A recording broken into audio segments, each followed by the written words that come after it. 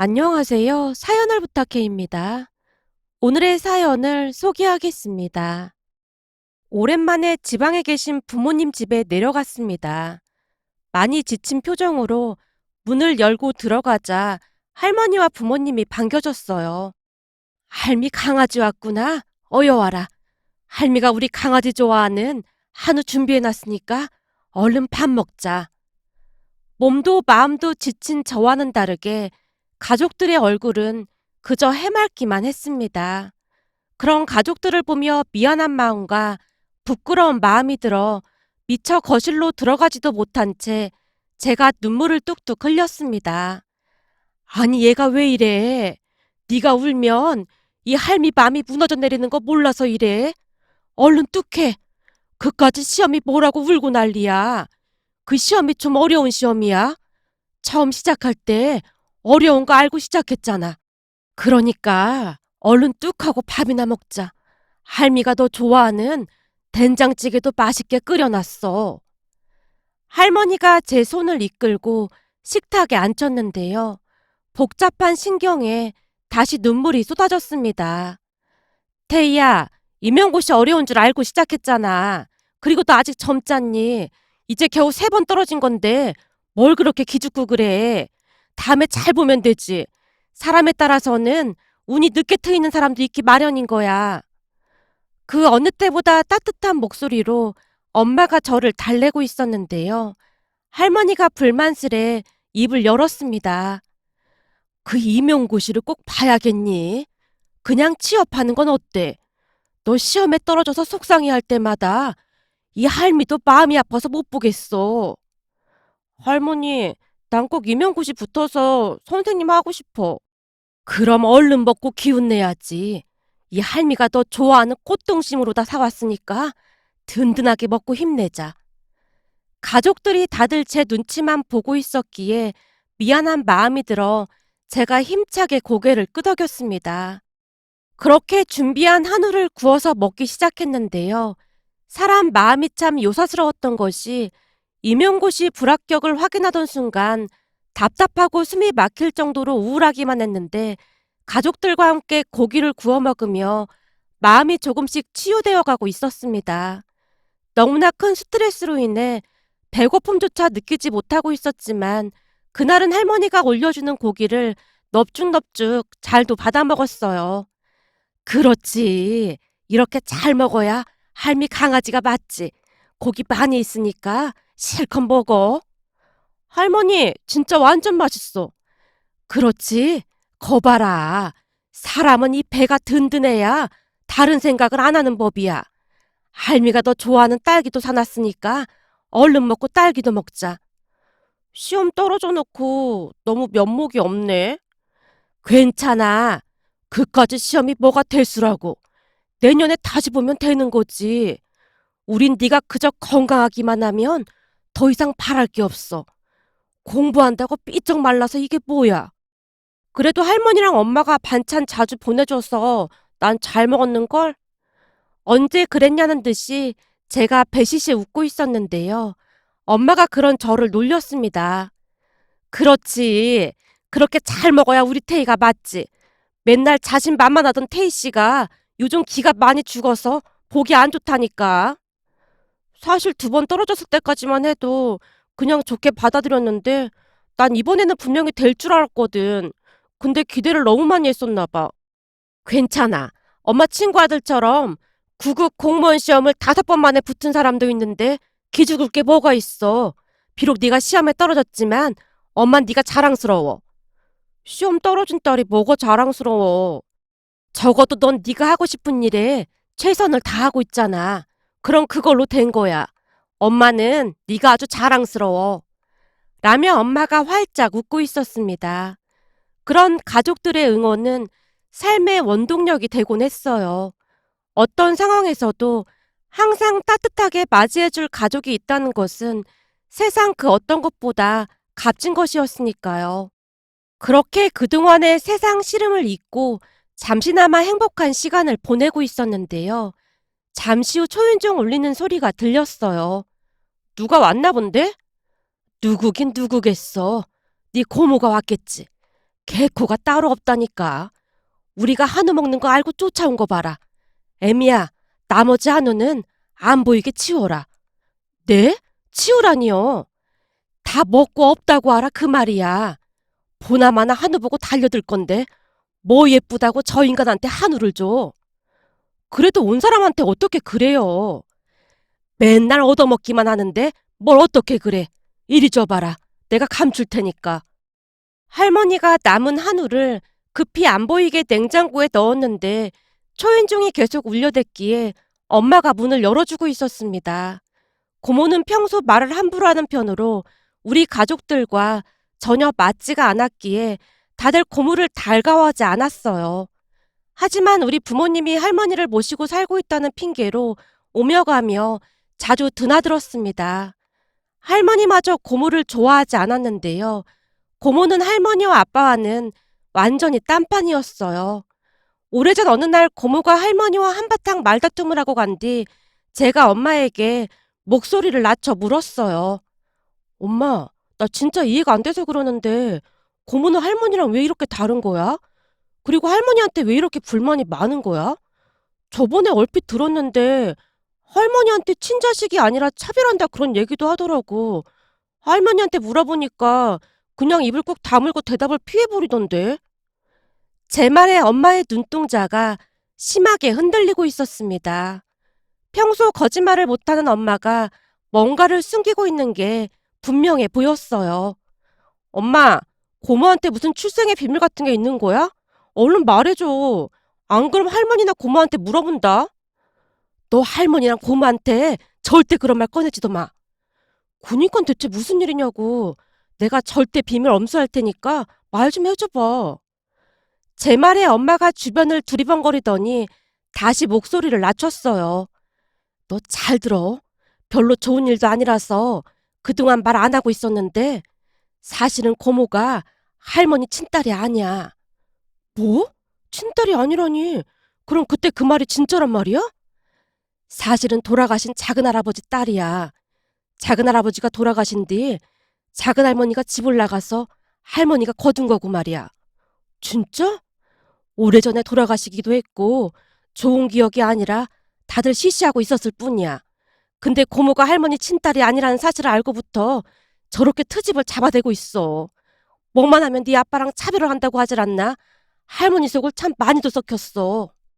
할머니가 차별한 게 뭐가 있어. 내가 알기로는 고모 시집갈 때 할아버지가 가지고 있던 땅까지 팔아서 정확히 반을 줬다고 들었는데. 내 말이 그 말이야. 사실 네 할머니는 할 만큼 했어. 고모가 결혼하고 나서도 돈도 자주 가지고 가고 그랬잖니. 한마디로 당신 친딸이 아니라고 생각한 적이 단 한 번도 없었거든. 근데 조금만 서운한 일이 생기면 고모가 트집을 잡아대니 할머니도 지친 거지. 그건 아니지. 친모도 아닌데 이만큼 잘 키워줬음. 은혜를 갚지는 못할 망정 너무한 거 아니야? 그래서 할머니도 점점 정이 떨어지는 모양이야. 니들 할머니 아플 때도 혹시나 병원비 내라고 할까봐 한 번을 찾아오지도 않았잖니.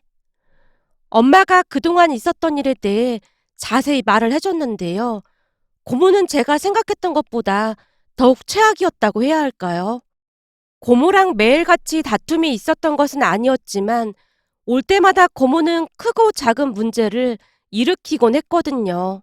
특히나 제가 임용고시에 떨어지고 난 뒤에는 아주 신이 나 보였으니까요. 그날도 역시나 집에 들어오자마자 고모가 신나서 말을 했어요.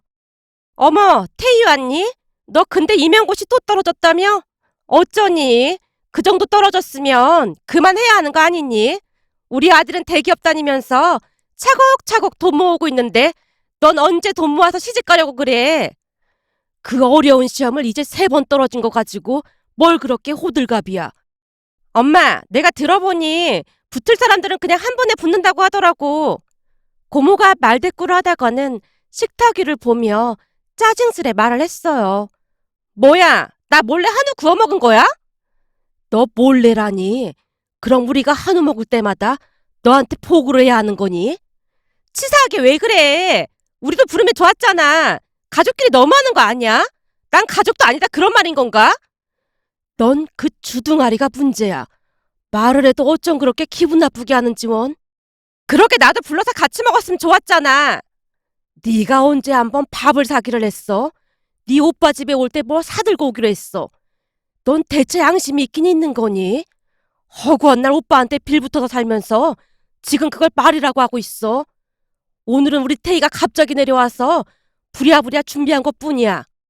시험 합격해서 금이 한양을 한 것도 아니고 몇 번이나 떨어져서 집안 망신시키는데 뭐 한다고 한우까지 사서 먹이고 그래.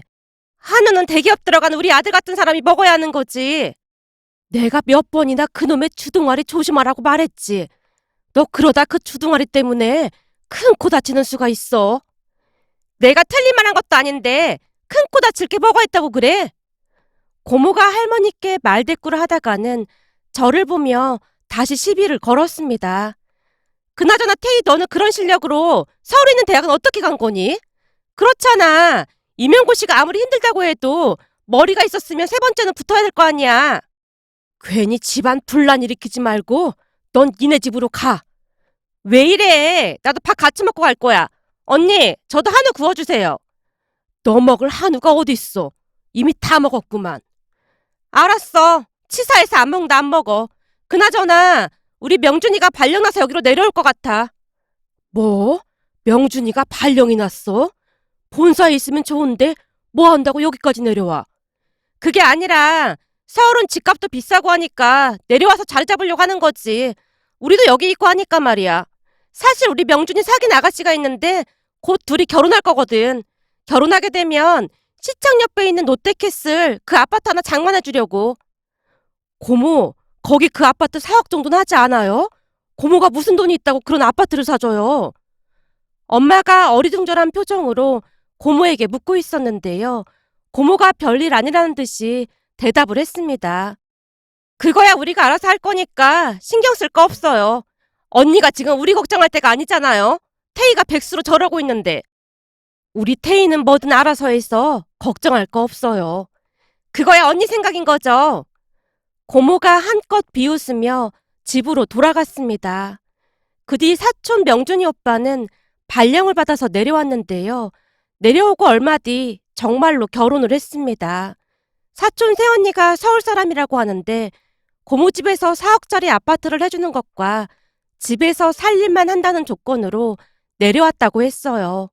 지방이긴 하지만 40평대라 나름 만족해 하는 것 같았습니다. 고모가 어찌나 자랑을 하던지 명절에 다 같이 구경을 가기도 했는데 집이 정말 좋아 보이긴 했습니다.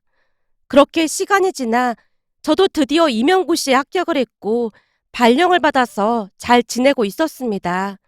제가 임용고시에 합격했다는 말에 고모가 썩은 미소를 지은 채 비꼬기도 했지만 딱히 신경 쓰고 싶진 않았습니다. 그 뒤 시간이 흘러 저는 같은 학교 선생님의 소개로 IT 회사에 다니는 남친을 만나게 되었습니다. 워낙 배려심이 많고 착실한 모습에 제가 더 좋아했던 것 같네요. 교직 생활을 하면서 힘든 점도 많았지만 남친이 옆에서 많은 힘이 되어주었으니까요. 그러던 어느 날은 남친이 제게 조용히 말했어요. 태희야, 우리 부모님이 네가 아주 마음에 든 모양이야. 딱 한 번 만나 뵌 건데 정말 그렇게 말씀하셨단 말이야? 말도 마. 아주 똑 부러진다고 진짜 마음에 들어 하셨어. 그리고 네가 요즘 사람들 같지 않게 배려심이 많은 것 같다고 좋아하시더라고. 내가 배려심이 많다고 하셨다고? 난 딱히 뭘 한 것도 없는데. 없긴 왜 없어. 우리 부모님이 말할 때마다 다 눈 마주치고 공감해주고 그랬잖아. 우선 다른 사람 말을 경청하는 게 아주 마음에 들었다고 하시더라고. 진짜? 아, 그럼 정말 다행이다. 그래서 말인데 나도 태희 니네 집에 인사드리고 우리 빨리 결혼하면 어떨까 싶은데. 이렇게 빨리? 그게 전에도 내가 말했지만 내가 임용고시 붙은 지 얼마 안 돼서 돈을 많이 못 모았거든. 그래서 난 돈 좀 모아서 결혼할까 했거든. 사실 우리 부모님 소원이 귀춘하셔서 텃밭 가꾸면서 사시는 거거든. 그래서 우리 둘 결혼하고 나면 지금 사시던 집을 우리한테 주시고 두 분은 양평에 전원주택 지어서 사시고 싶다고 하시더라고. 양평에?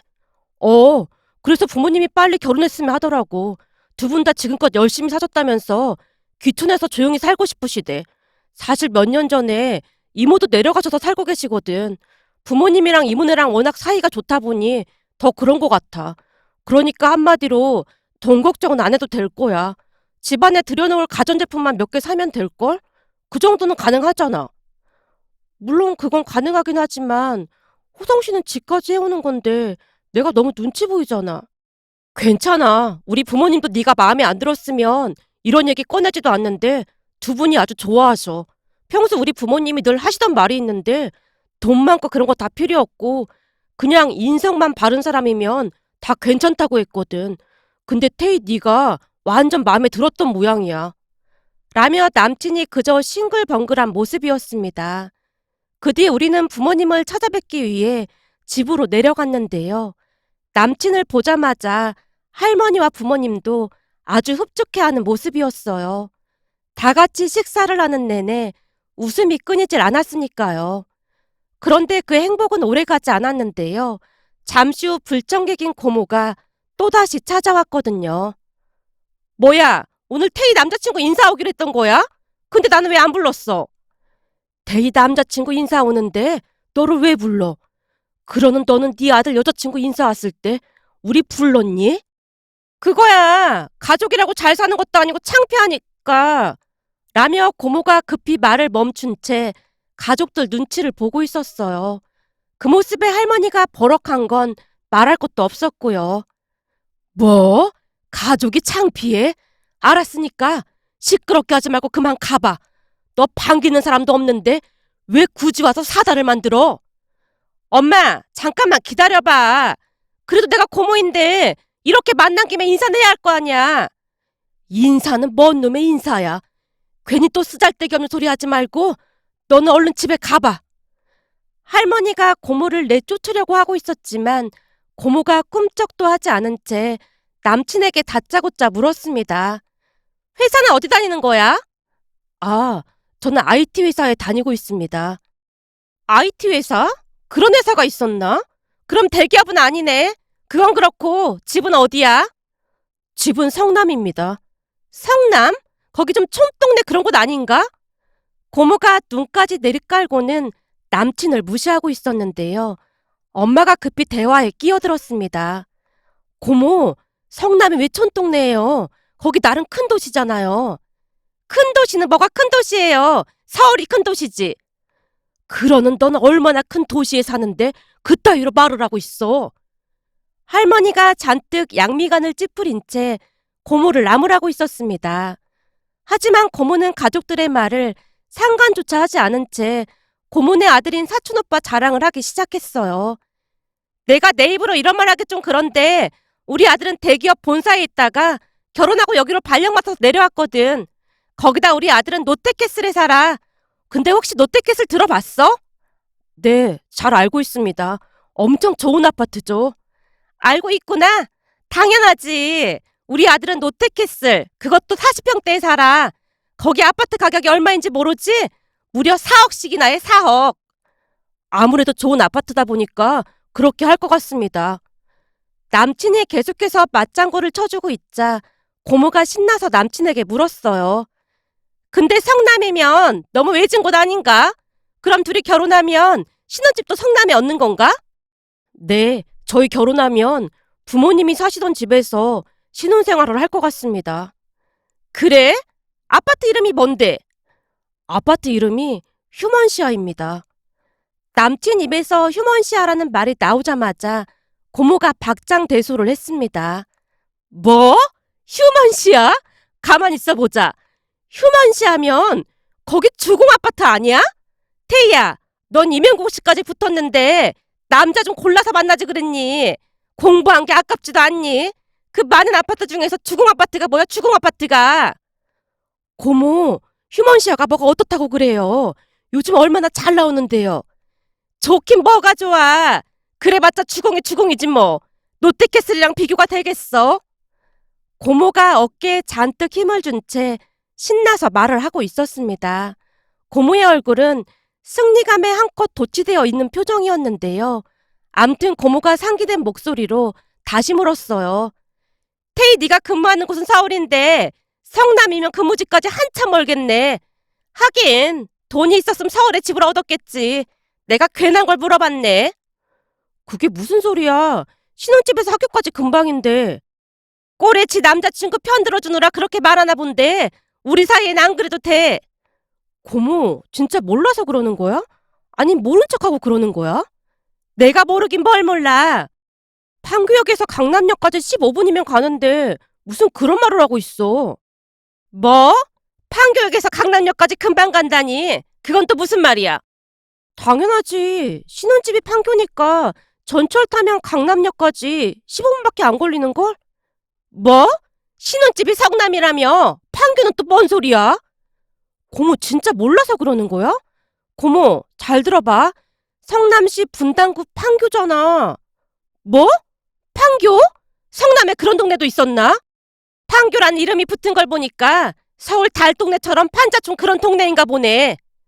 고모의 말에 내내 침묵을 유지하고 있던 남친이 멋쩍은 표정으로 대답을 했습니다.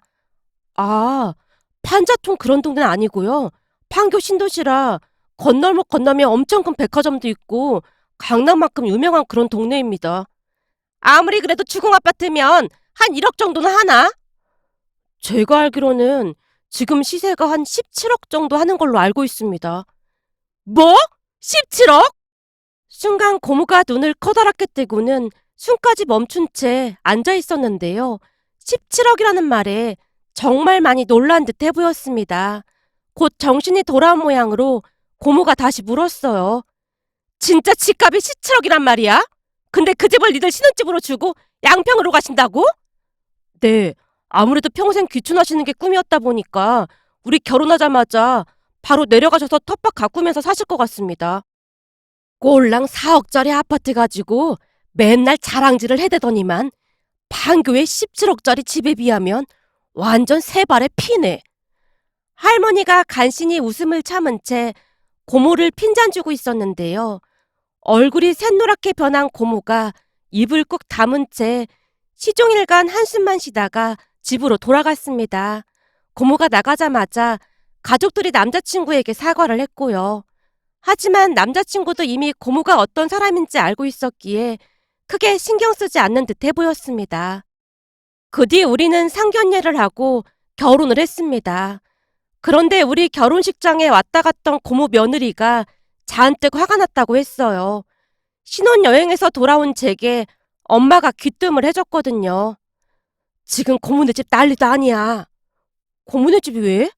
알고 보니 그 롯데캐슬 살 때 80%가 대출이었다고 하더라고. 요즘 말 맞다나 있는 대출 없는 대출 영혼까지 끌어모아 샀다는 그 영끌이라고 하더구나. 뭐? 영끌? 그게 정말이야? 그렇다니까. 어쩐지 이상했어. 고모가 돈도 많지 않은데 4억짜리 집을 어떻게 사줬나 이상하긴 했거든. 근데 대출 끼고 산 걸 며느리는 모르고 있었다나 봐. 뭐야? 지금에 와서 그런 소리를 하면 어떡해. 4억짜리 집 사준다고 서울 살고 있는 며느리를 여기까지 데리고 온 건데 그거 알고 며느리가 산다 못 산다 난리를 치고는 짐 싸서 서울로 올라가 버렸잖니. 근데 내내 잘 숨겨오다가 어떻게 알게 된 거래? 그게 니들 결혼할 때 그 판교에서 했잖아. 이게 다 고모 입방정이 문제라니까. 라며 엄마가 그날 있었던 이야기를 자세히 해줬습니다. 엄마 말에 의하면 결혼식장에 참석한 고모가 지나가는 말로 중얼거렸다네요. 태희는 무슨 복이 있어서 이런 남자를 만났나 몰라. 판교에 17억짜리 아파트면 완전 팔자 핀 거네. 어머님, 신혼집이 17억짜리래요? 우와, 대단하네요. 왜? 부럽니? 아니요. 가격은 차이가 나지만 저희도 아파트 있는걸요 뭐. 저는 우리 집에 아주 만족하고 있어요. 고모 며느리가 나름 현명하게 대답을 했던 모양인데요. 순간 고모가 말실수를 했다고 합니다. 그 아파트 베란다 정도만 우리 거고 나머진 다 은행 건데 넌 참 속 편해서 좋겠구나. 네? 그게 무슨 말씀이세요? 고모네 며느리가 놀라서 묻고 있었고 옆에 있던 사촌오빠가 방방 뛰면서 고모를 나무랐다고 하네요. 그날 집에 돌아간 고모네 며느리가 아파트 값에 80%가 대출인 사실을 알고 사기 결혼을 당했다며 짐을 싸서 친정으로 가버렸고요. 듣는 내내 어찌나 어이가 없던지 말이 나오지 않았기에 제가 넋을 놓고 듣고 있었는데요. 엄마가 더 황당한 소리를 했어요. 문제는 니네 고모가 우리 집에 와서 그 빚 좀 갚아달라고 난리를 쳤다는 거야. 아니, 그 돈을 왜 우리가 갚아줘? 말이 되는 소리를 해야지. 내 말이 그 말이야. 그 돈 안 갚아주면 아들 며느리 이혼한다고 울고불고 난리도 아니었어. 설마 할머니랑 아빠가 해준다는 건 아니겠지? 그걸 우리가 왜 해주겠어? 돈이 어딨다고. 니네 고모가 그동안 가져간 돈만 얼만데 절대 못 해주지. 할머니한테 은혜는 못 갚을 망정이지. 어쩜 그럴 수가 있어. 제 말에 엄마가 긴 한숨을 쉰 채 말을 피하는 모습이었습니다. 그 뒤 사촌오빠 부부는 이혼 소송까지 갔다고 들었어요. 그리고 고모는 혼비백산한 채 며느리 친정까지 가서 빌고 난리가 아니었다고 합니다. 그 모습에 할머니 표정이 한없이 어둡기만 했는데요. 고모가 예전처럼 집에도 자주 오지 않고 두문불출하고 있다고 했으니까요. 고모가 키워준 할머니께 효도하고 바른 마음으로 살았다면 고모의 삶도 바뀌지 않았을까 하는 마음이 들어 이렇게 글 남겨봅니다. 오늘의 사연은 여기까지였습니다. 즐겁게 보셨다면 구독, 좋아요 부탁드립니다. 고맙습니다.